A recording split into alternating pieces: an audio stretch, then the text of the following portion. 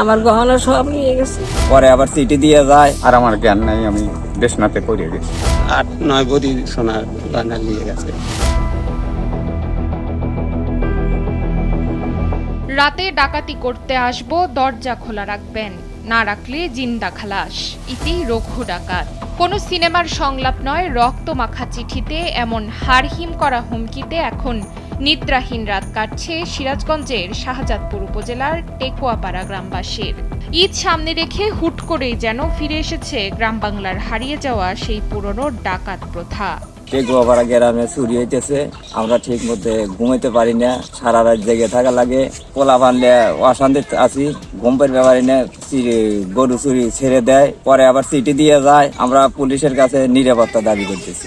ওই দিন আমি হাজি আমজাদ আলীর বাড়ির সঙ্গে আসতে আমার লাখে একটা সেন আছে। ওই সেন আসার পরে বাড়িতে হাত পাও ধুয়ে, আর আমার জ্ঞান নাই, আমি দেশনাতে পড়ে গেছি, সারা রাত ঘুমিয়েছিলাম।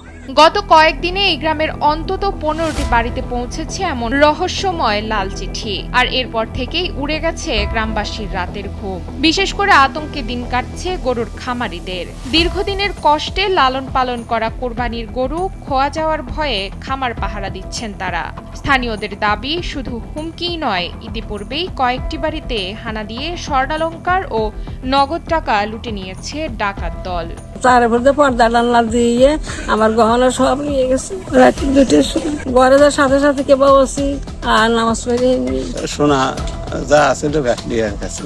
8-9 ভরি সোনার গয়না নিয়ে গেছে, 5.5 ভরি সোনার গয়না। আর মার কানের জমকা, চেন, গেদির 4 চেন, আংটি আছে 4, লগত টাকা লিছে 1 লাখ টাকা। তবে পুলিশ জানিয়েছে এ বিষয়ে এখনো কোনো অভিযোগ পাওয়া যায়নি। বিষয়ে থানায় কোনো অভিযোগ নেয়নি। আমরা প্রোঅ্যাক্টিভ ব্যবস্থা হিসেবে ওই এলাকায় টহল জোরদার করছি, পাঁচতল নির্মাণ করছি, স্থানীয় লোকজনকে দিয়ে পাহারার ব্যবস্থা করছি এবং আমরা নিজে অবস্থান করছি। ডিজিটাল যুগে অপরাধীদের এমন চিঠি আতঙ্ক ছড়ানোর নতুন কৌশল ভাবিয়ে তুলেছে প্রশাসনকেও।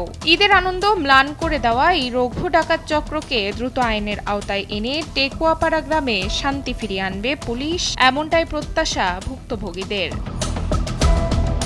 সিরাজগঞ্জ থেকে আজিজুল ইসলামের পাঠানো তথ্যচিত্রে ডেস্ক রিপোর্ট, নুসরাত তালবিয়া।